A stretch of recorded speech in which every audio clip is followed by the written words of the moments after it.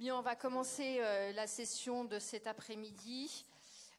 Cet après-midi, le sujet de la première session est l'endométriose. Vous savez qu'il y a eu une campagne présentée par notre ministre, Monsieur Véran, sur l'endométriose, et nous avons été intégrés à cette campagne avec quelques difficultés, mais nous y sommes arrivés.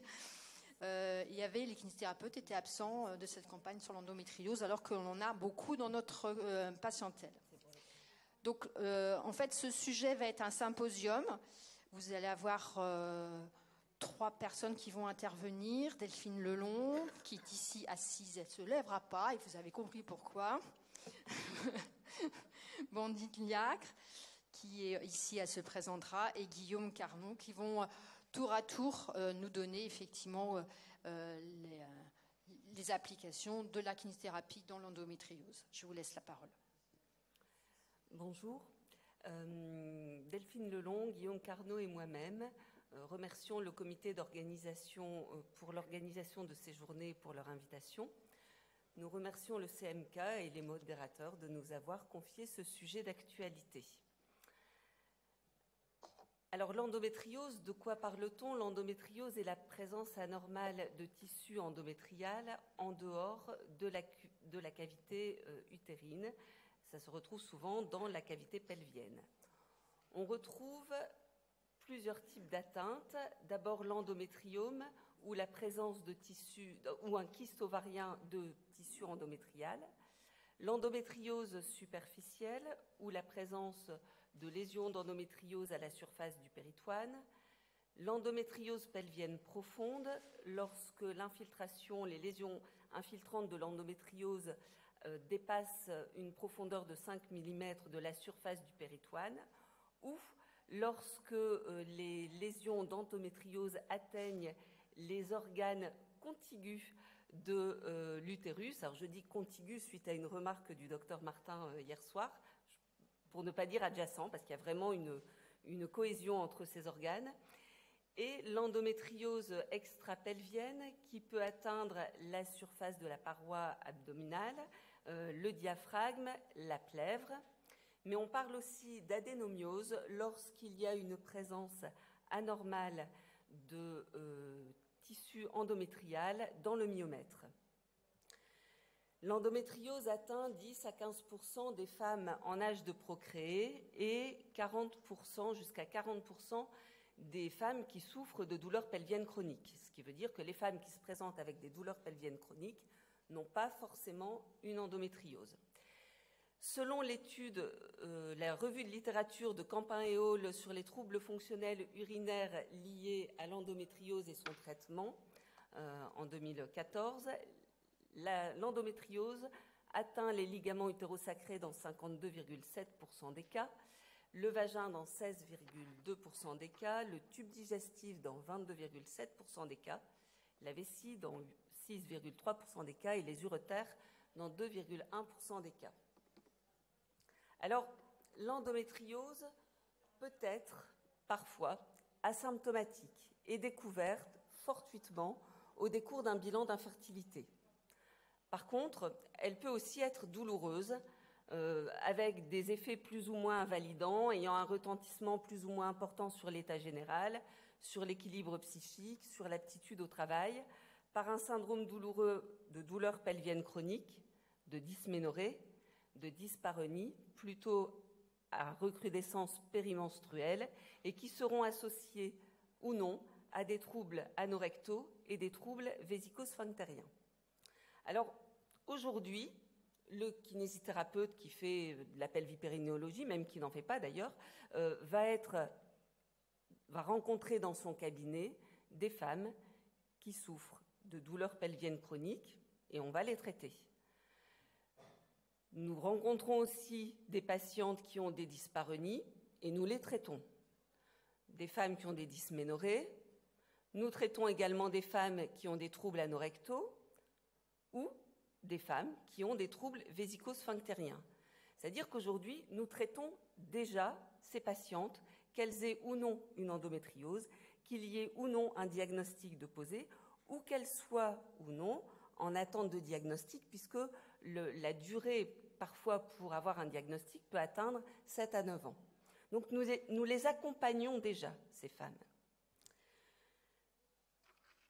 3 études de l'Université de Bologne en Italie entre 2015 et 2017, menées par l'équipe de Mabrouk, Raimondo et Youssef, ont cherché à montrer l'intérêt de l'échographie transpérinéale comme technique diagnostique non invasive dans le cas d'endométriose pelvienne profonde. Dans ces 3 études, il y avait un groupe de femmes qui n'avaient pas de pathologie et un groupe de femmes qui avaient des pathologies, une endométriose pelvienne profonde. Et le but de ces études était de voir le fonctionnement des muscles du plancher pelvien lors de la manœuvre de Valsalva. Eh bien, ces études ont démontré qu'il y avait, dans le cas de lésions d'endométriose pelvienne profonde, un dysfonctionnement des muscles du plancher pelvien. Il y a donc une corrélation entre l'altération des muscles pelvipérinéaux et, par exemple, le dysfonctionnement génito-sexuel. Et je laisse la parole à Guillaume. Dans l'étude de Mabrouki que Blandine vient de vous citer, les auteurs ont commencé par évaluer la douleur des patientes selon 5 items. Les douleurs apparentées à l'endométriose, la dysménorrhée, la dyschésie, la dysurie, la dyspareunie et les douleurs pelviennes chroniques. Ce qui montre l'importance de la douleur dans l'endométriose et qui nécessite qu'on s'y attarde. Il est difficile de donner une définition de la douleur. J'ai repris celle de l'International Association for the Study of Pain, qui nous raconte que la douleur est une expérience sensorielle et émotionnelle désagréable associée ou ressemblant à celle associée à des lésions tissulaires réelles ou potentielles. Cette définition est accompagnée de 6 points clés, dont 3 sont particulièrement intéressants dans la définition de la douleur dans l'endométriose. Premièrement, la douleur est une expérience personnelle, ce qui explique une grande variabilité de la description de la douleur. L'expérience d'une personne par rapport à la douleur, en deuxièmement, doit être respectée. Et on entend encore trop souvent des patientes qui arrivent dans notre cabinet et qui disent qu'elles n'ont pas été écoutées sur ce symptôme. Troisièmement, la douleur joue un rôle généralement d'adaptation, qui peut avoir des effets négatifs sur la fonction et le bien-être. Et nous verrons tout au long de la présentation l'impact de la douleur sur les différentes fonctions. L'étude de Fauconnier, Fritel et Chaperon explique la relation entre endométriose et douleur, attirant notre attention sur le fait que la douleur n'est pas systématiquement présente dans l'endométriose, mais aussi que toutes les douleurs ne sont pas systématiquement signes de cette pathologie. Cette précision nous amène non seulement à relativiser tous les patients qui affluent dans nos cabinets pensant être atteints d'endométriose, mais aussi à ne pas méconnaître un diagnostic potentiel d'un patient avec des douleurs pelviennes. Cette étude de Porpora, étudiant la relation entre la douleur et l'endométriose chez 90 femmes, retrouvait des douleurs pelviennes chroniques chez 60% d'entre elles et des dyspareunies chez plus de 40%, avec une VA qui était non nulle. Oups. Non. Non, c'est pas ça. C'est là.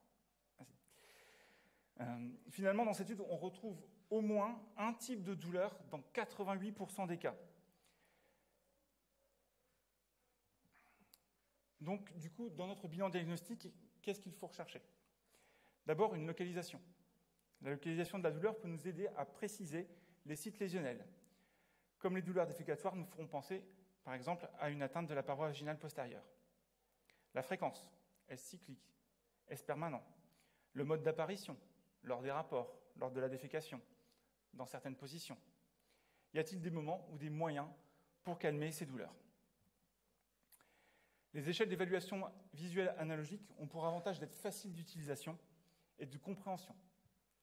Elles permettent d'évaluer les différents types de douleurs de manière indépendante. On peut facilement mesurer les douleurs pelviennes, les dysménorrhées, les dyspareunies, les dyschésies, les dysuries, sans forcément les mettre dans le même panier. De plus, on peut les répéter facilement au cours du cycle pour évaluer la variation de la douleur chez la femme, mais aussi pour observer les variations au cours du traitement pour évaluer l'efficacité et la progression de ce dernier. Les critères de convergence PP questionnent eux aussi l'ensemble des patientes sur l'ensemble des douleurs en pelvipérinéologie. C'est intéressant notamment aux voies urinaires, digestives, à la sexualité. Elles s'intéressent aussi à la temporalité. Même si ces critères ne sont pas spécifiques à l'endométriose, ils ont au moins le mérite d'être intéressants dans ce cadre. On peut rechercher aussi une dégradation de la sexualité des patientes. En effet, des stratégies d'évitement peuvent être mises en place pour éviter la douleur. Ainsi, le FSFI permet de renseigner les différents items qui peuvent être touchés par une pathologie. On sait par exemple qu'un score de 26,55 est reconnu comme seuil pour une dysfonction sexuelle. Même si, là encore, ce questionnaire n'est pas spécifique à l'endométriose, il peut être intéressant pour mieux cibler les plaintes des patientes. Nous avons donc vu que la douleur était un symptôme très présent dans l'endométriose, et comme nous l'indiquions tout à l'heure, cette douleur a des effets néfastes sur les fonctions pelviennes. Cette étude de Sachedi-Méthode nous montre une fois de plus la variété des symptômes et son impact sur les différentes fonctions, et notamment la fonction gastro-intestinale.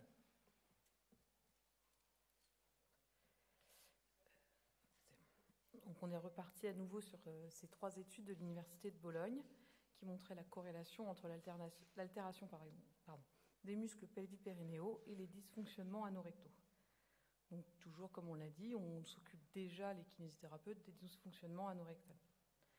La sphère digestive, elle est touchée dans 10 à 30% des cas selon les études, et notamment les ligaments utérosacrés et la filière recto-sigmoïdienne. Qu'est-ce qu'on va rechercher, nous, comme symptômes, plus particulièrement pour les kinés? On va chercher les douleurs pré-, per- ou post-défécatoires, les sensations de vidange incomplète du rectum, avec souvent une absence de relaxation du muscle puborectal, les troubles de la vidange, dyschésie ou asynchronie, les ballonnements abdominaux, la constipation, la diarrhée ou l'alternance des deux. Là, par exemple, dans les études que je vous ai remis, par exemple, il y a celle de l'étude de Bologne, qui est aussi la deuxième sur l'ultrason, je ne vous le traduis pas, je ne suis pas suffisamment à l'aise, pelvic dysfunction and transpérinéal ultrason, donc qui nous montrait cette corrélation entre les deux. Qu'est-ce qu'on cherche, nous, les kinés, dans ce bilan anorectal spécifiquement? On va chercher les douleurs. Là, il faut prendre le temps de bien les décrire, comme nous a dit Guillaume.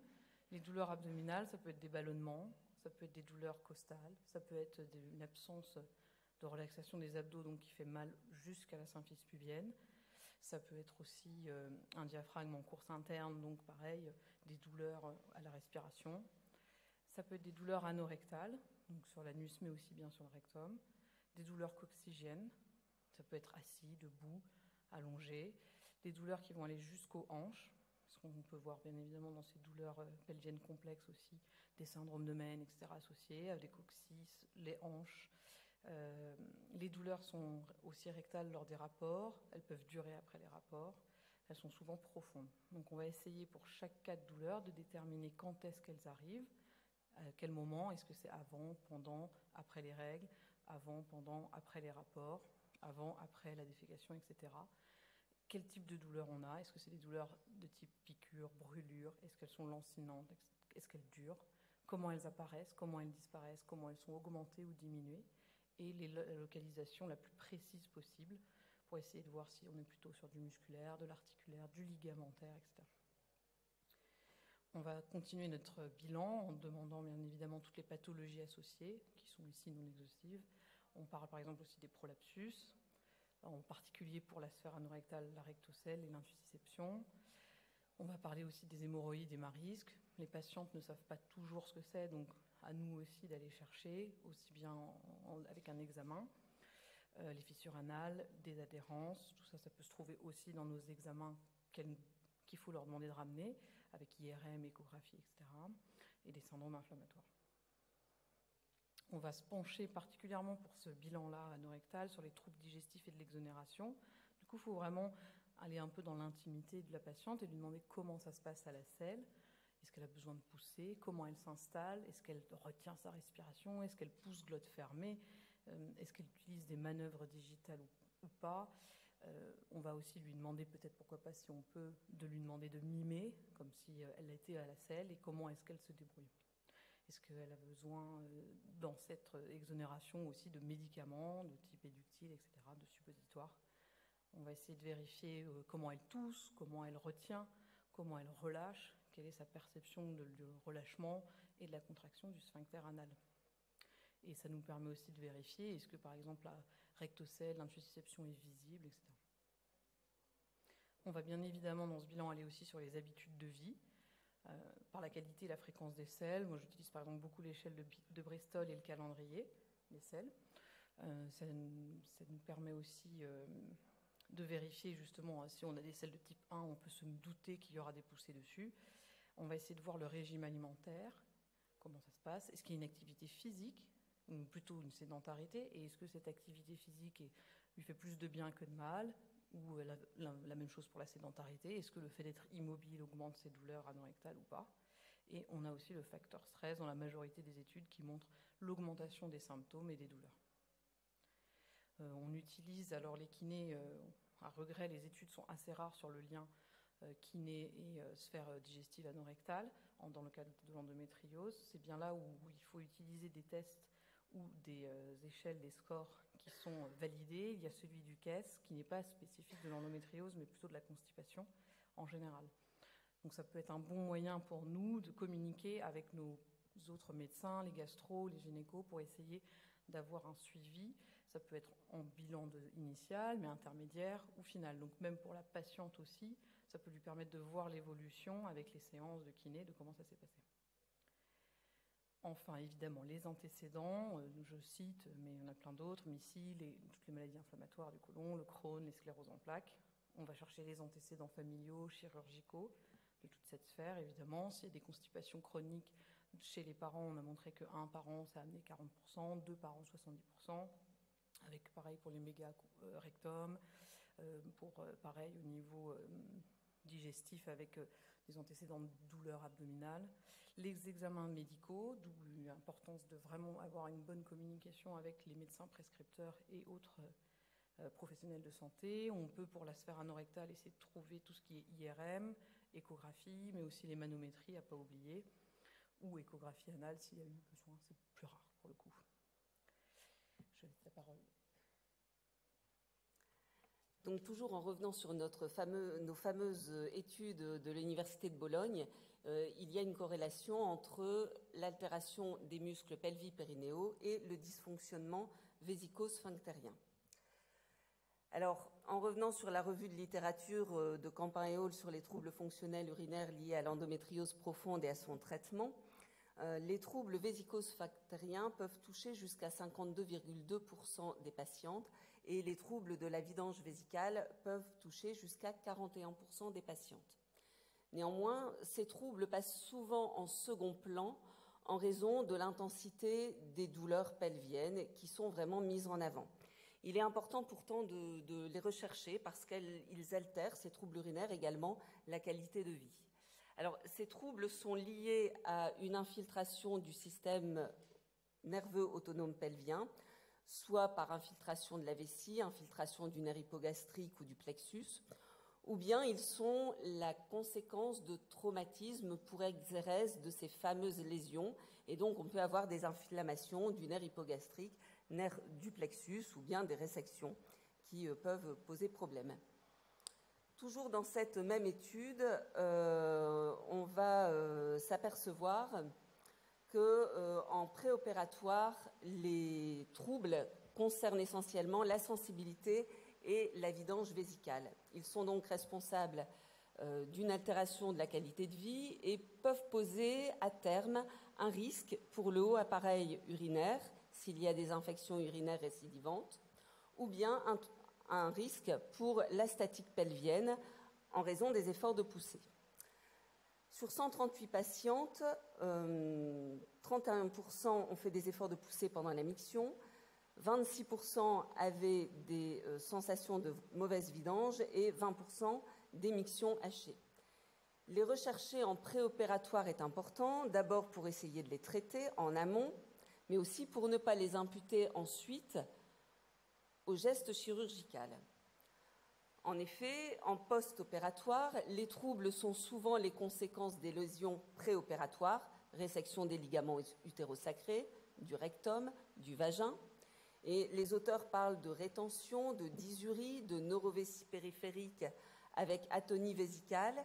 Ces troubles sont parfois transitoires. Ils vont être traités en général par une mise en place d'autosondage propre, intermittent, régulier, qui vont permettre de limiter les risques infectieux et les risques de poussée.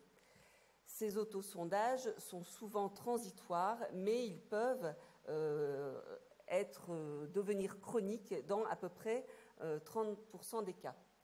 Sur l'étude sur les troubles urinaires après la résection colorectale de l'endométriose, sur 52 patientes, dans 29% des cas, les patientes se plaignaient de dysurie en post-opératoire, quelle qu'était la voie d'abord, que ce soit laparoscopie ou chirurgie par voie ouverte.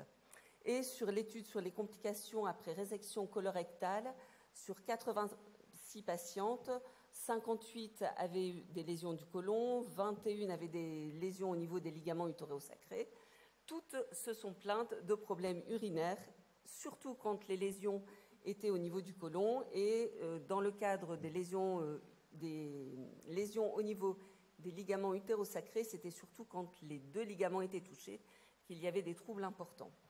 Ce qui prouve bien que la voie d'abord n'a pas forcément de conséquences a des conséquences sur les troubles urinaires, mais quelles qu'elles soient, ça n'y change rien, et que les chirurgies avec préservation nerveuse ont toute leur place dans cette prise en charge. Alors, que ce soit en attente de diagnostic chez les patientes que nous avons, qui sont en recherche de diagnostic pour leurs troubles, leurs douleurs pelviennes chroniques, que ce soit en préopératoire, que ce soit en post-opératoire, dans notre bilan diagnostique kinésithérapique, que devons-nous rechercher dans le cadre des symptômes urinaires? La douleur au remplissage, à la vidange, la douleur post-mictionnelle. On va rechercher également la sensibilité, le contact, le bruit de l'eau, le froid, le stress, les excitants de vessie tels que le thé, le café, le vin blanc, le champagne, la bière, certains aliments. On va faire une étude assez approfondie sur ce qui se passe quand les personnes vont aux toilettes. Est-ce qu'elles font pipi souvent, la journée, la nuit, ou au contraire, est-ce qu'elles ne vont pas assez régulièrement aux toilettes? Quel est leur intervalle intermictionnel? Quel est le lien entre leur hydratation et leur fréquence mictionnelle? Il y a des femmes qui, par peur d'aller trop souvent faire pipi, ne boivent plus, ce qui est néfaste pour leur système, pour leur haut appareil urinaire. Et par contre, d'autres qui vont penser qu'elles doivent absolument boire 3 litres d'eau, alors qu'en fait, elles ne vont uriner que 3 fois dans la journée. On va s'intéresser aussi à la position aux toilettes, parce qu'en fait, cette position aux toilettes est importante. Bon nombre de patientes ne s'assiedent pas sur les toilettes quand elles ne sont pas chez elles, et du coup ne peuvent pas relâcher complètement leur sphincter et uriner correctement. Ça aura également une conséquence sur leur jet urinaire qui pourra être ralenti, ou sur des efforts de poussée pour déclencher la miction. On va donc s'interroger sur la description du jet. Est-ce qu'il est faible, normal, puissant? Est-ce qu'il est perlé, saccadé, assuré? Est-ce qu'il est différent en fonction des moments de la journée? Est-ce qu'il y a une poussée pour commencer la miction, pour la terminer? Et puis, est-ce qu'il y a des gouttes retardataires une fois qu'on s'est relevé? Est-ce qu'il y a une sensation de vidange incomplète, une nécessité de retourner aux toilettes quelques minutes après? Tous ces éléments qui vont être importants à noter, et qui vont dépendre aussi des moments de la journée et des jours de la semaine, et qui peuvent dépendre aussi de la période du cycle, puisqu'il y a dans tous ces troubles urinaires bien souvent un lien cataménial. On va se poser des questions aussi sur les incontinences urinaires, le syndrome de la clé dans la serrure, ou le syndrome du paillasson, selon les personnes. Est-ce qu'il y a une incontinence urinaire par urgenturie ou à l'effort? Dans quelles circonstances? Quelles sont les circonstances de la fuite? Les volumes de la fuite? Est-ce qu'il y a des protections? Alors, tous ces éléments peuvent être demandés aussi par le biais d'un calendrier mictionnel. Ce calendrier mictionnel qui permettra d'avoir un véritable état des lieux de ce qui se passe au quotidien. Donc on le fait idéalement sur plusieurs jours.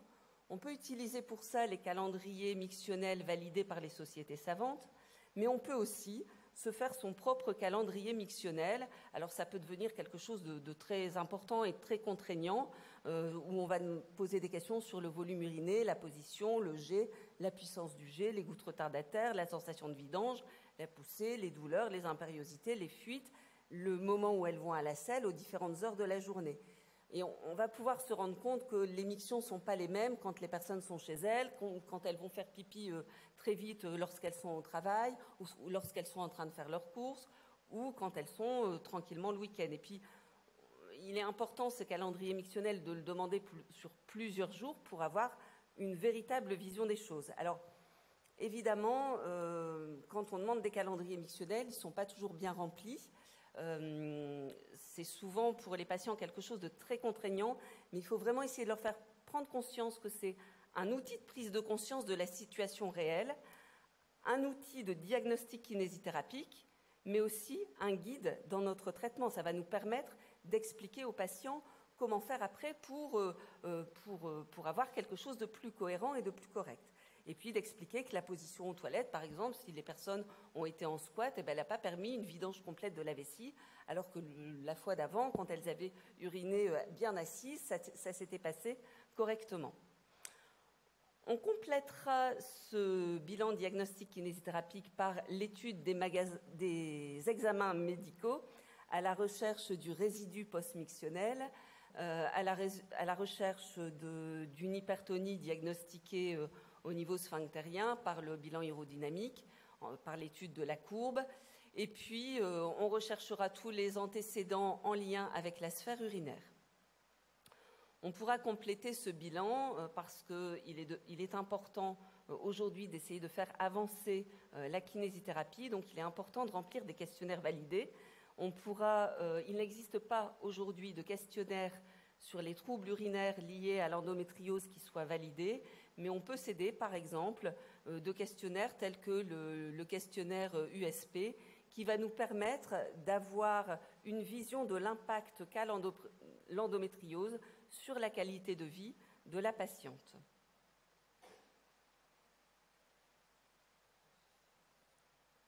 Dans son éditorial de mai 2021, le docteur Tulandi rapporte qu'une femme sur deux atteinte d'endométriose a des pensées suicidaires et que chez plus de 25 000 Canadiennes, on constate une fatigue importante et une baisse de la productivité.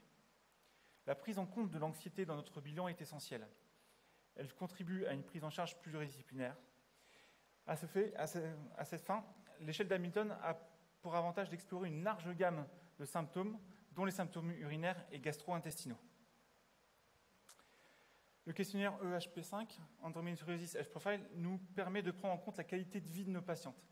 Ces éléments nous permettent de mieux prendre en compte l'aspect psychosocial des femmes que nous soignons et de pouvoir détecter des situations parfois alarmantes. De la même manière, ça nous permet aussi une meilleure communication avec le corps médical et l'équipe pluridisciplinaire nécessaire dans la prise en charge globale de l'endométriose. Une fois que nous avons fini ce bilan et que nous avons une cartographie précise des différentes douleurs, dysfonctionnements et lésions de la patiente, mais surtout que nous avons pu, par notre interrogatoire, voir ce qui est important pour elle, voyons comment nous pouvons les aider.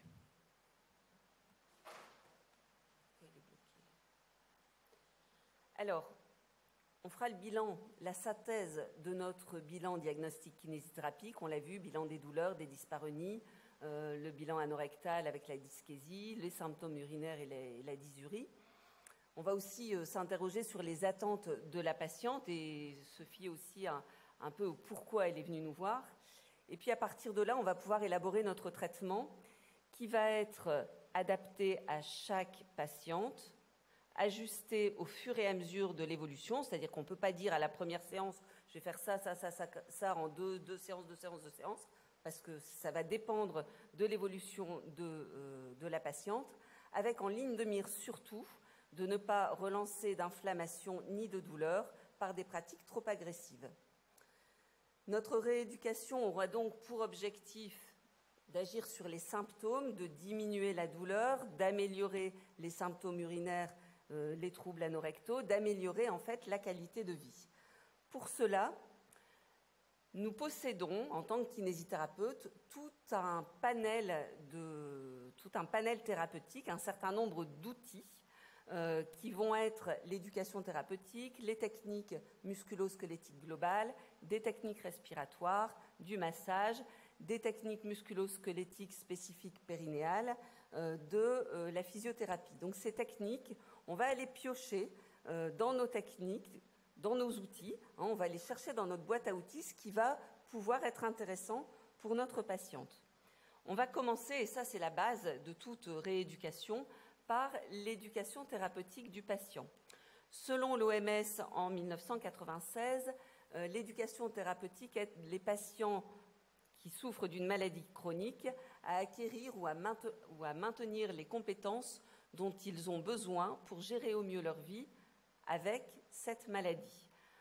On peut considérer que l'endométriose est une maladie chronique, tout comme on peut considérer que les douleurs pelviennes chroniques sont une maladie chronique, d'autant plus dans l'endométriose quand il y a un temps très long pour poser un diagnostic. Et l'éducation thérapeutique du patient va être importante pour comprendre sa pathologie et devenir acteur de son traitement. Il ne faut pas oublier que nous sommes des rééducateurs. Les patientes, pour la plupart, ne connaissent pas leur corps, ne connaissent pas leur fonctionnement. Avec la douleur, elles sont figées, elles n'osent pas bouger. Et puis, elles vivent aussi en fonction du poids de leur éducation, des croyances, de leur vécu, de ce qu'elles lisent sur les réseaux sociaux, qui ne sont pas forcément des informations judicieuses pour elles-mêmes. Donc, notre rôle à nous, kinésithérapeutes, surtout qu'on les voit quand même assez régulièrement et de façon suivie, ça va être de les informer, de les orienter et d'adapter les traitements, les consignes en fonction de la personne. Donc, l'éducation thérapeutique en kinésithérapie, en fait, c'est la même que pour tout traitement en kinésithérapie. Il faut commencer par les bases, il faut commencer par expliquer au patient comment il est fait, comment il fonctionne, ce qui va permettre de donner des conseils comportementaux et des conseils d'hygiène de vie, des conseils sur les activités quotidiennes et ou physiques. Et pour ça, on pourra s'appuyer sur ce qu'on fera ensuite dans les techniques musculo-squelettiques globales et les mises en place d'exercices spécifiques à la patiente, comme l'expliquera tout à l'heure Delphine. Et puis, comme on l'a vu avec nos études de l'Université de Bologne, vu qu'il y a un dysfonctionnement des muscles du plancher pelvien, il va falloir donner des informations sur le fonctionnement du plancher pelvien. Donc, les préconisations pour l'autonomisation de la patiente vont être des apports hydriques réguliers et adaptés, boire régulièrement, boire plutôt de l'eau, éviter les excitants de vessie, éviter les boissons trop sucrées, ne pas boire trop peu, ne pas boire trop. Si on boit beaucoup, aller régulièrement uriner, bien s'asseoir aux toilettes, essayer de ne pas pousser, de bien respirer, de se détendre, chercher à réguler le transit.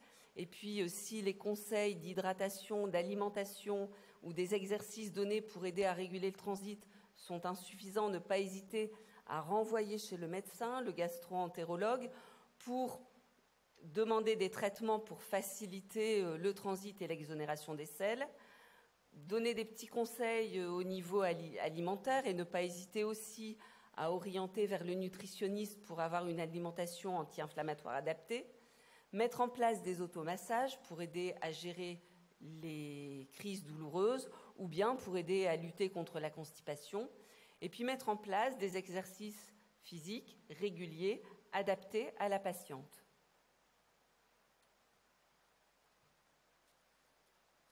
Donc, dans un des outils qu'on vous a présentés, on a l'approche musculo-squelettique globale qu'on va différencier un petit peu plus tard de celles qui sont périnéales. Donc ça, tous les kinés savent le faire, pas besoin d'être spécifique en périnéologie. L'objectif, c'est toujours de diminuer les douleurs, avec traiter les dysfonctionnements musculo-squelettiques, avec des asymétries posturales. Donc on revient sur les patientes qui arrivent avec des douleurs pelviennes ou abdominales, qui sont souvent en syphose, des lordoses, avec le diaphragme en course interne, le périnée en course interne, les abdos pareils, avec des croisements de jambes, ou s'il y a des douleurs d'un côté, une boiterie ou une façon de s'asseoir qui va leur amener des dysfonctionnements. Donc ça, c'est l'objectif de la correction en kiné. Souvent, pareil, ces douleurs vont amener une limitation dans les mobilités articulaires. Donc ça va être l'objectif des exercices qu'on va leur faire faire et ensuite refaire faire à la maison pour retrouver un autograndissement, une mobilité du rachis, une mobilité au niveau des hanches, une libération aussi des adhérences, l'amélioration de l'élasticité des tissus mous, du tonus musculaire et de la fonction sexuelle.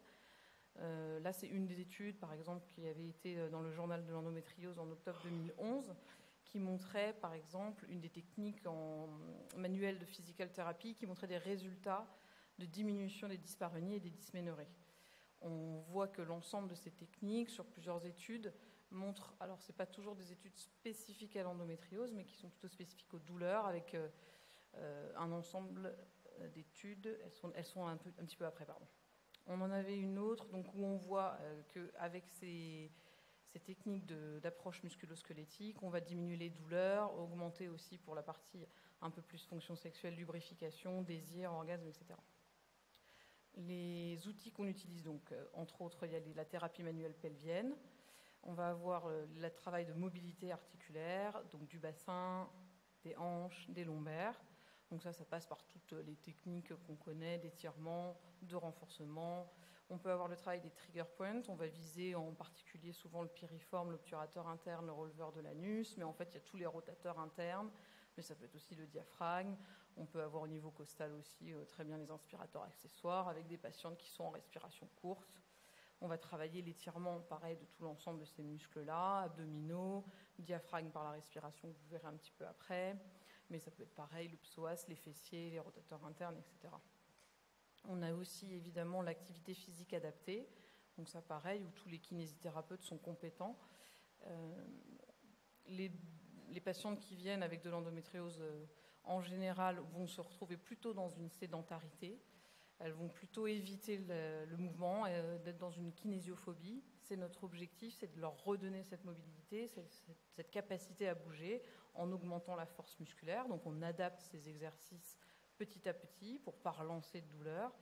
On va augmenter l'élasticité musculaire, soit par des étirements, mais ça peut être en actif, ça peut être en actif aidé, etc. On va améliorer les mobilités articulaires, entre autres par cette élasticité. Donc toujours le même objectif, ça peut être par du yoga, ça peut être par des mouvements quelconques, quelle que soit la chose qui lui plaise d'ailleurs, entre autres. On augmente l'endurance, ça peut être de la simple marche, avec au début un périmètre de marche d'un quart d'heure, puis de 20. Nous, on va essayer dans tous les cas de mettre des objectifs à atteindre et avec elles, de les ajuster au fur et à mesure. Toute cette activité physique, on a plusieurs études, dont celle de Carpenter and Hall qui montre... non, c'était pas ça, c'est une encore après. Je vous ai mis un petit tableau récapitulatif après, qui montre qu'une diminution des douleurs suite à cette activité physique adaptée, une diminution du stress aussi et de l'anxiété, et améliore aussi le bien-être psychologique. Voilà entre autres 5 études qui sont cette fois-ci pour le coup spécifiques à l'endométriose, qui ont montré, alors selon les études, il y a des cohortes plus ou moins importantes. Si on prend la dernière de Copenhague qui elle serait sur 80 cas avec endométriose, qui nous dit que prendre des antidouleurs est moins efficace chez les femmes avec de l'endométriose que de pratiquer une activité sportive régulière. Si on regarde par exemple celle d'avant, la Vitonis, on est sur cette fois une plus grosse cohorte de 2700 cas, où c'est l'exercice aérobique qui va montrer son efficacité dans l'endométriose. Alors il y a des études qui sont un peu, où je me dis, c'est peut-être encore un peu loin des objectifs qu'on arrive à faire nous, de Signoro, la troisième, où c'est quand même une pratique de 2 à 4 heures par semaine. Je ne sais pas s'il y en a beaucoup dans vos patientes qui arrivent à mettre 4 heures de sport par semaine. En tout cas, si on arrive à cet objectif, on voit qu'il y a quand même 65% de chances de diminuer là-dessus avec la régularité de l'exercice. C'était une cohorte de 50. Après, on a un petit peu plus sur la diminution des risques. dans l'activité régulière avec minimum 2 heures par semaine sur la première étude de Kramer. Donc là, on est un peu plus réaliste, en tout cas par rapport à ce que moi je reçois en patientèle. Donc, dans ces techniques qui suivent. Alors, dans toutes ces techniques musculo-squelettiques globales, on va aussi se servir de la respiration. On vous l'a dit tout à l'heure, il était important de savoir respirer. Or, au même titre que nos patientes ne connaissent pas leur corps, la plupart de nos patients ne savent pas respirer. Ils peuvent avoir un abdomen complètement figé par la douleur, un diaphragme bloqué par la douleur également. Certaines études cherchent à prouver l'effet de la respiration diaphragmatique sur la santé physique et mentale, mais pour le moment, il n'y a pas encore de choses vraiment effectives au niveau de preuve. En cherchant à améliorer le schéma respiratoire, en travaillant sur la mobilité de la cage thoracique, on va finalement aider à diminuer le stress, l'anxiété, améliorer le temps expiratoire, ce qui va permettre d'améliorer le bien-être psychologique et donc la qualité de vie.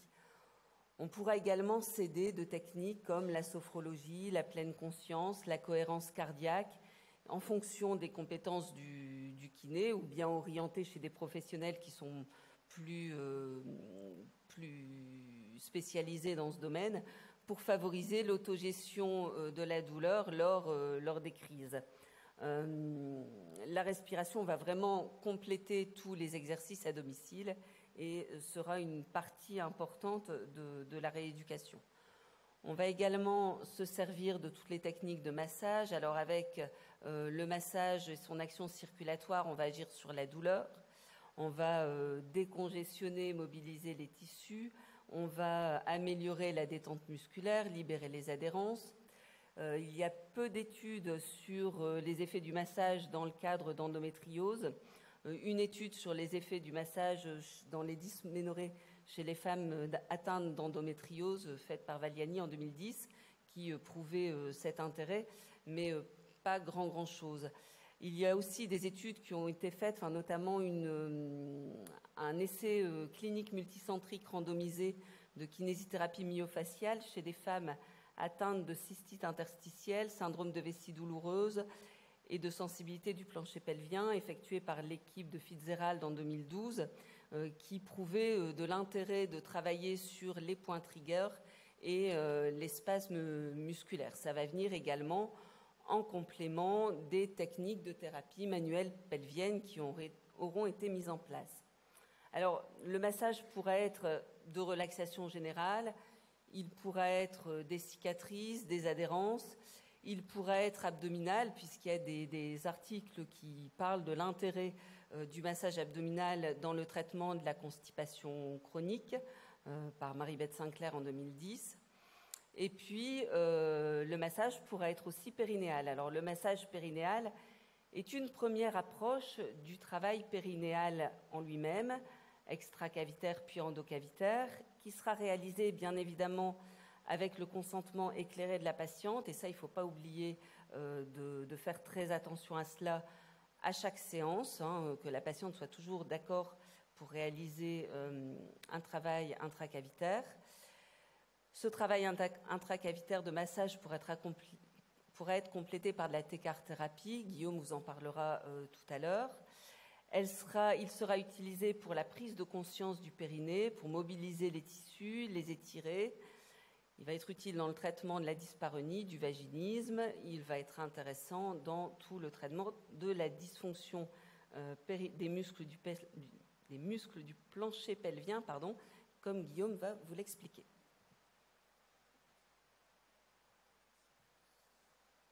Alors, l'approche musculolytique va poursuivre 2 objectifs impératifs de la prise en charge de nos patientes atteintes d'endométriose. Bien évidemment, on va continuer à lutter contre la douleur, mais nous allons aussi chercher à restaurer la fonction périnéale. Alors, les outils classiques que nous avons à notre disposition sont bien évidemment le travail manuel, comme Blandine vient de vous l'expliquer, mais aussi le biofeedback et l'électrostimulation. Ces outils sont importants dans les objectifs de découverte de la contraction périnéale, mais pas seulement, c'est surtout de la découverte du relâchement périnéal qui est très important dans l'endométriose. Cette contraction et ce relâchement sont essentiels dans la prise de conscience du fonctionnement de son périnée et dans la maîtrise de ce dernier, et le tout pour l'intégrer dans le schéma corporel. Même si cette étude de Gaderi n'intègre pas des patientes atteintes d'endométriose, elle montre l'importance de la rééducation multimodale dans la prise en charge de la dyspareunie. Elle montre ainsi l'importance d'une fonction périnéale maîtrisée, tant dans la contraction que dans le relâchement, avec des effets sur la douleur, mais aussi sur la fonction sexuelle. Dans les techniques de physiothérapie que nous avons à notre disposition, nous avons la stimulation du nerf tibial postérieur, qui est une technique assez ancienne et qui a fait ses preuves notamment sur l'hyperactivité vésicale. Elle a l'avantage d'être peu chère et sans effet secondaire. Cooperberg et Stoller ont ainsi relevé dans différents articles les effets sur la douleur, avec notamment une amélioration des douleurs sur les dysménorrhées et les incontinences. La stimulation du nerf vague fonctionne sur le même principe qu'un TENS, appliqué au niveau de l'oreille, avec une fréquence entre 25 et 80 Hz et une stimulation de 30 à 45 minutes 2 fois par jour. On lui prête de nombreux effets comme la modification des phénomènes inflammatoires et la diminution de la douleur. Alors, cette technique manque encore d'études, toutefois on a déjà pu mesurer une diminution de la douleur chez des patients en post-opératoire. Et un essai clinique est actuellement en cours pour le traitement de la douleur pelvienne chronique dans l'endométriose. La stimulation du nerf vague comme la stimulation du nerf tibial postérieur ont pour avantage qu'elles sont deux techniques qui peuvent être emportées à domicile par les patientes et qui peuvent constituer un relais de la kinésithérapie. Dans cette étude contrôlée randomisée de Fouché, on a comparé deux groupes en crossover en demandant d'utiliser le TENS au niveau d'intensité maximale tolérable.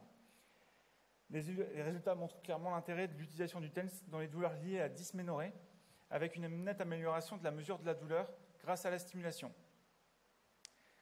Cette même étude montre aussi une nette amélioration de la satisfaction des patients par rapport au groupe contrôle.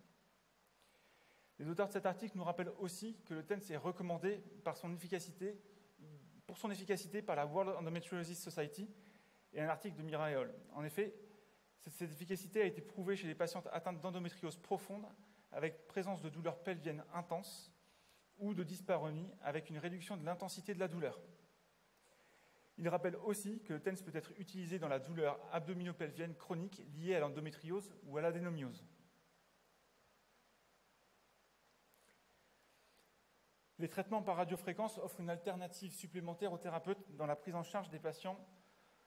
Plusieurs études reprises dans la revue de littérature de González-Gutiérrez montrent que le traitement offre une plus-value aux patientes avec des résultats sur les fonctions sexuelles et les douleurs pelviennes.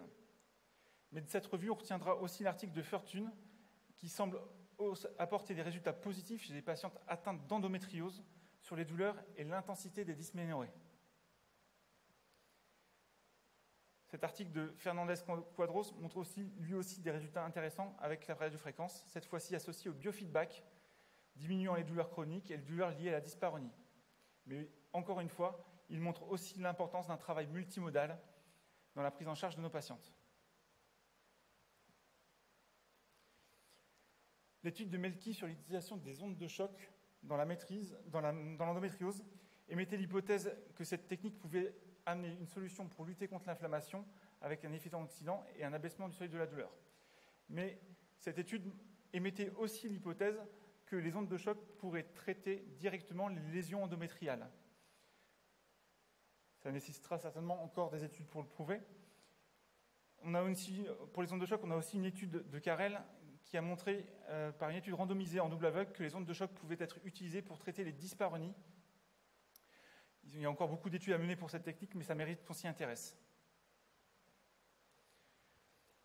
Enfin, le taping est une technique mécanique non invasive qui peut être facilement utilisée et mise en place avec des résultats sur les douleurs et les troubles du transit. Mais elle peut aussi avoir des résultats sur les dysménorrhées, comme le montre l'étude de Selané, qui a comparé l'effet du kinésio-tapping avec un groupe contrôle et un groupe placebo. L'idée était de poser un type sur la région sacrée et un sur la région suprapubienne. Les résultats de cette étude montrent une nette diminution de la douleur de 4 points en moyenne sur une échelle d'évaluation analogique et il montre aussi une diminution de l'anxiété. Même si beaucoup d'études sont encore à mener, et notamment des études spécifiques à des patients atteints d'endométriose, puisqu'on manque de littérature sur cette pathologie, nous disposons d'une variété de techniques importantes qui nous permet de pouvoir aider nos patientes dans la gestion de cette maladie.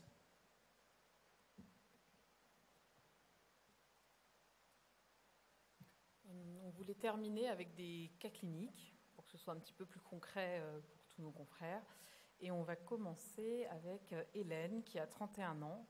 Elle a été diagnostiquée il y a 8 mois d'une endométriose pelvienne profonde avec une atteinte entre autres des ligaments utérosacrés.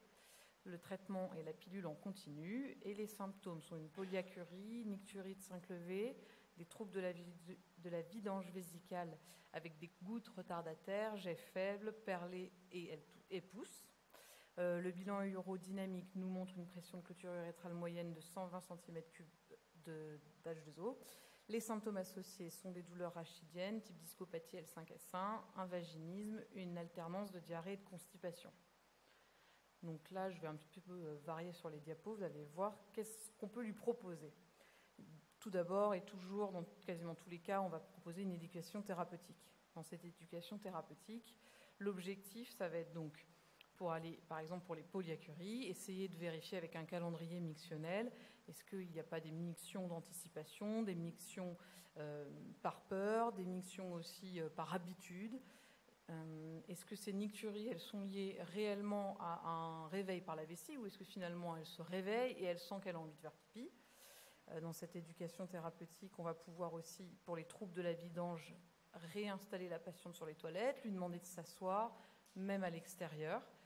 Ça va être un gros travail. La plupart, elles ne se soient pas. Donc, leur proposer à ce moment-là de prendre des lingettes dans leur petit sac à main, du gel, peu importe, pour travailler sur le relâchement des muscles du plancher pelvien et du périnée. Donc, toujours dans cette éducation thérapeutique, pour les troubles de la vidange vésicale aussi, leur apprendre à prendre leur temps. La majorité du temps, elles vont essayer de pousser pour aller plus vite, puisqu'il y a du monde derrière. Donc, s'asseoir, se relâcher, se détendre, ne pas pousser ni au début, ni au milieu, ni à la fin, attendre une vraie fin de miction automatique.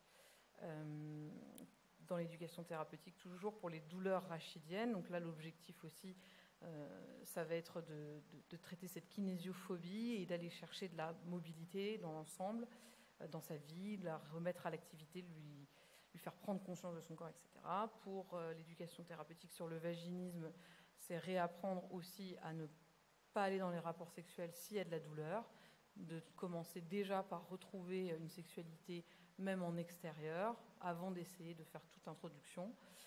Et sur l'alternance des constipations, diarrhées, ça va être là l'hygiène de vie, l'hygiène alimentaire, l'hydratation, à nouveau les pousser, la position aux toilettes, vérifier comment elle respire, comment elle pousse, et essayer de lui donner des techniques pour ne pas pousser glotte fermée, venir souffler dans le poing, etc.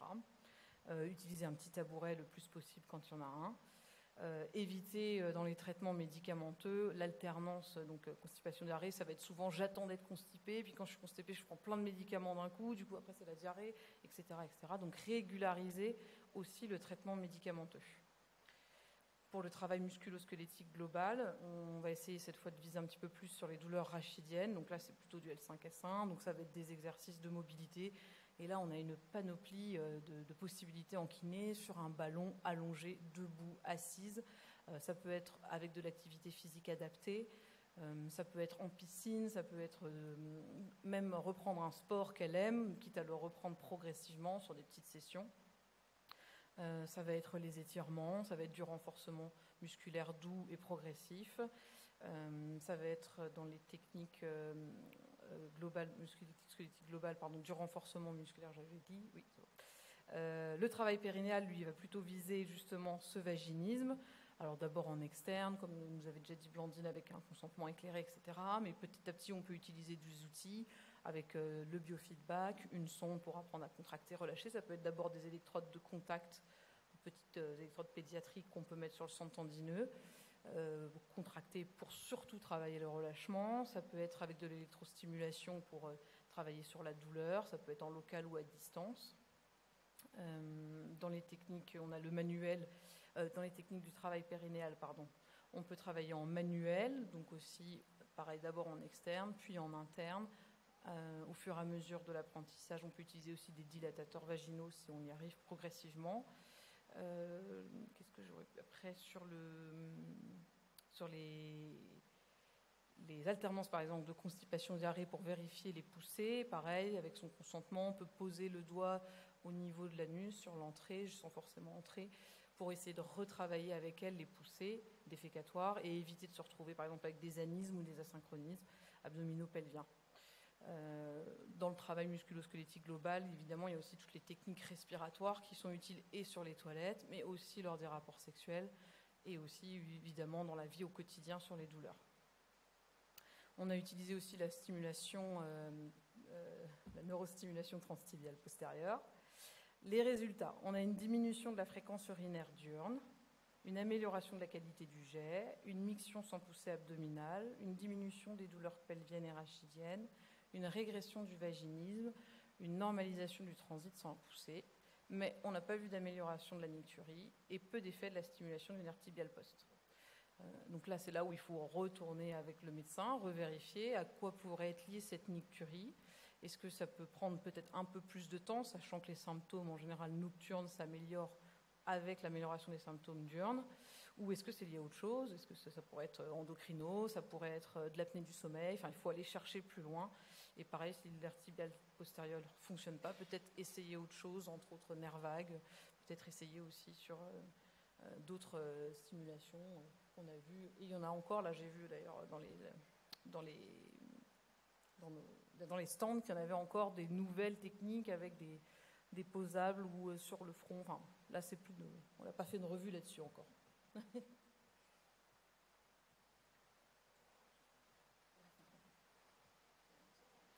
Alors, le cas de Mélanie. Mélanie a 36 ans. Une endométriose pelvienne profonde lui a été diagnostiquée il y a 3 ans, avec atteinte des ligaments utérosacrés, du rectum, et en traitement, elle a la pilule en continu. Mélanie était suivie par un de mes associés pour des rachialgies, et elle lui avait fait part de troubles urinaires essentiellement, mais elle avait très peur de venir en rééducation parce qu'elle voulait absolument pas de travail endocavitaire. Donc il a finalement réussi elle a décidé à prendre rendez-vous et sur prescription, après en avoir discuté avec son médecin traitant également. Et puis lors du bilan, on a détecté effectivement un trouble de la vidange vésicale avec un jet faible, saccadé, des blocages, beaucoup d'efforts de poussée. Elle avait une position aux toilettes qui était complètement délétère, elle n'avait pas une bonne hydratation. Elle avait un syndrome d'hyperactivité vésicale avec une sensibilité à l'eau froide, le syndrome de la clé dans la serrure. Et elle souffrait également de constipation, de sécheresse vaginale, de vaginisme. Et puis l'objet de sa première consultation en kinésithérapie était les rachialgies avec notamment des problèmes en L5-S1. Donc Mélanie, on a fait un gros travail d'éducation thérapeutique. Je lui ai réexpliqué son anatomie, sa physiologie, le comportement mictionnel. On a beaucoup travaillé sur la respiration, sur la détente. On a fait du massage, beaucoup de massage de l'abdomen dans un premier temps. Un travail musculo-squelettique global. On a mis en place des étirements. Elle avait toujours des séances de kinésithérapie lombaire en parallèle. Puis le jour où elle a été prête, on a fait du travail manuel en externe en travaillant sur la prise de conscience du périnée. On a travaillé avec un miroir pour qu'elle puisse voir son périnée, pour qu'elle puisse le contracter, le relâcher. On a fait un travail de massage au niveau périnéal en externe. Et puis, quand elle a été prête, on a fait du travail endocavitaire avec beaucoup de massages, beaucoup d'étirements, un travail de contracté-relâché, un travail avec des dilatateurs également. Et puis, on a travaillé en biofeedback, en position couchée, en position debout, pour qu'elle visualise bien sa contraction périnéale, son relâchement, et qu'elle puisse bien l'intégrer dans son schéma corporel. En complément, elle était suivie par un ostéopathe, par un psychologue. Enfin, elle est suivie par un ostéopathe, un psychologue. Elle fait de l'art-thérapie. Elle a un suivi nutritionnel et un traitement local contre la sécheresse vaginale à base d'ovules ou d'huile de coco même, je pense. On a beaucoup travaillé également sur son calendrier mictionnel et au bout d'une vingtaine de séances spécifiques en pelvipérinéologie, on a eu mais vraiment une très nette régression de ses troubles urinaires et de ses troubles anorectaux et des troubles génitaux sexuels. Mais cela nécessite de sa part un respect très scrupuleux des consignes. De toute façon, c'est quelqu'un qui fait tout ce qu'on lui demande de faire. Elle fait ses exercices, elle fait attention à son alimentation et elle se rend bien compte que dès qu'elle recommence à se constiper un petit peu, ça se passe pas bien.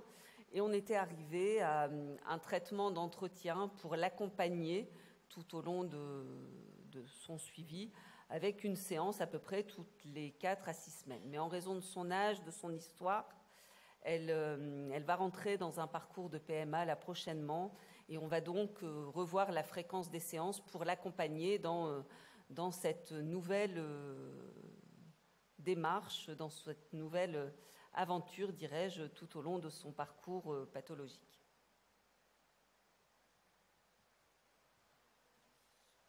Stéphanie, 42 ans, 2 enfants, découverte d'une endométriose soudaine avec des troubles digestifs majeurs et des douleurs très très importantes, qui a dû être opérée en urgence avec une hystérectomie, une résection colorectale et une stomie de plusieurs mois due à des complications post-opératoires.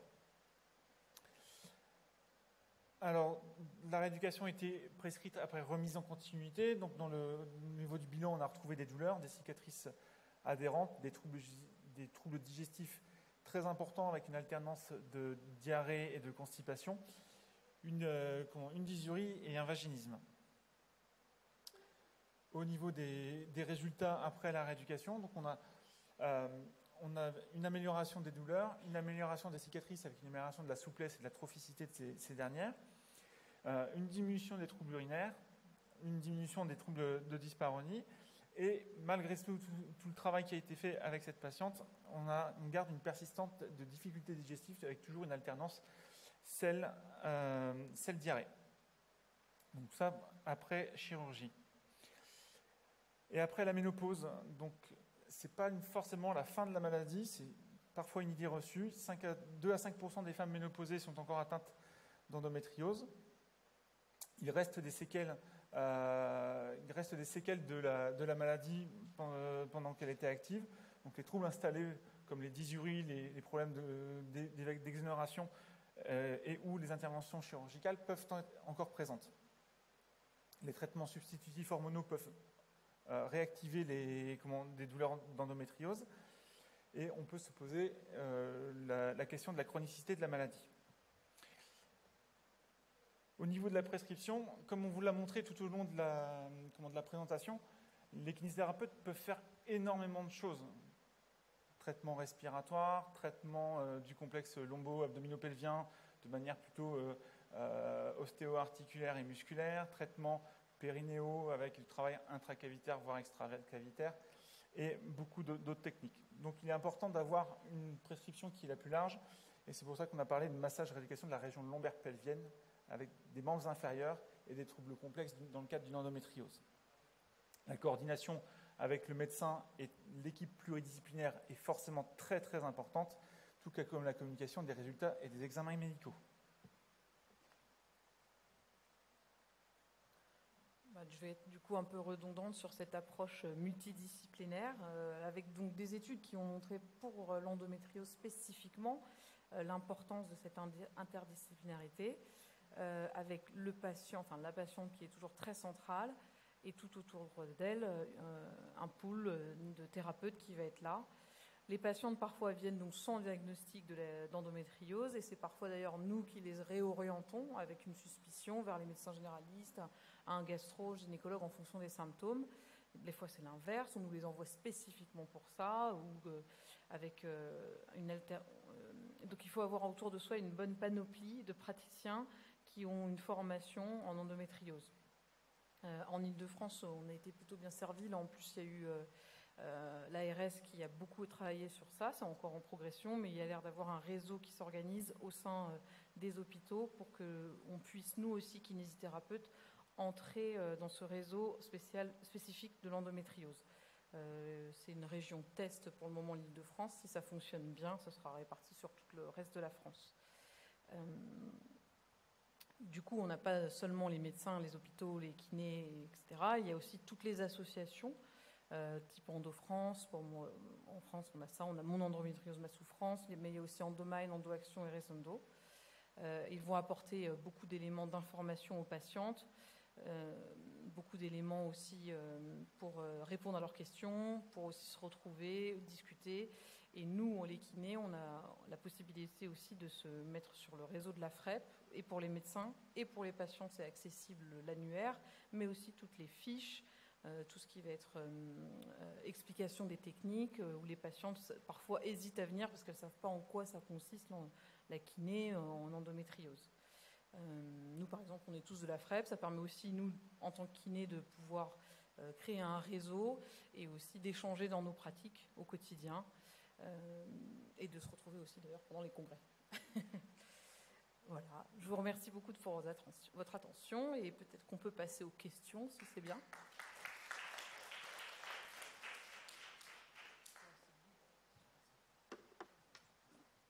Merci à vous trois pour ce tableau bien complet sur l'endométriose. Alors, dans la salle, y a-t-il des questions ?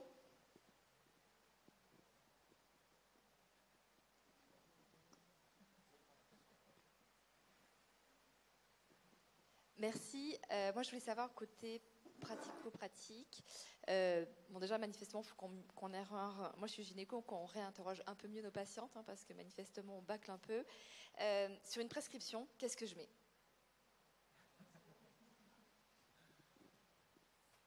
Alors, je vais juste remettre. Voilà. La prescription, en fait, elle nous permet simplement d'avoir le diagnostic d'endométriose que vous posez.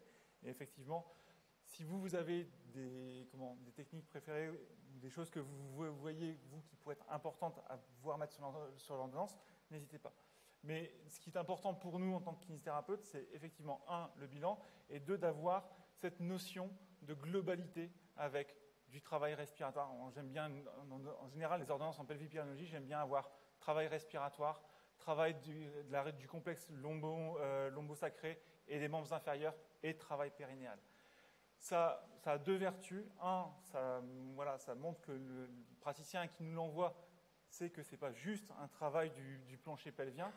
Et puis ça met aussi l'idée chez les kinésithérapeutes qui ne sont pas forcément formés à ça, que ce n'est pas juste un travail endocavitaire avec sonde, mais que c'est un travail qui est beaucoup plus large et qui a plus de choses à faire que le simple travail périnéal. Donc voilà, une ordonnance avec effectivement travail respiratoire, relaxation, enfin voilà. Après, je ne sais pas si je réponds à la question. Après, ça permet d'informer la patiente, parce que lorsqu'ils viennent chez nous avec rééducation périnéale et qu'on commence à leur dire on va faire de la respiration, on va faire un travail abdominal, ils nous ouvrent les yeux comme ça, mais c'est pas ce que nous a demandé le médecin. Donc ça permet aussi d'avoir cette relation entre le médecin et le kiné, avec le patient au milieu pour qu'il comprenne ce qu'on va lui faire. Voilà. Alors, oui, ce que je voudrais rajouter, c'est que notre nomenclature est assez ancienne et du coup, il n'y a pas vraiment d'actes qui correspondent vraiment à ce qu'on fait. Les séances sont prises en charge à 60% par la sécurité sociale et le reste, logiquement, par la mutuelle. Il y a un projet, on a tous entendu parler d'une reconnaissance ALD de l'endométriose. Elle est passée. Elle est passée. A priori, elle est passée, mais c'est dans certaines circonstances, je pense. C'est pas pour toutes les endométrioses, je pense. Enfin, pour les patientes qui sont en ALD, ce sera une prise en charge à 100%. D'autres questions, d'autres remarques ?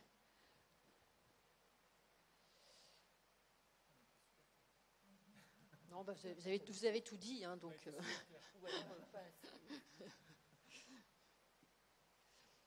Bon. Écoutez, on va faire une petite pause et puis en fin d'après-midi, là, juste après, on reprend avec la présentation de mémoire d'étudiants. Donc je vous invite à rester et les écouter. C'est important que les jeunes s'expriment.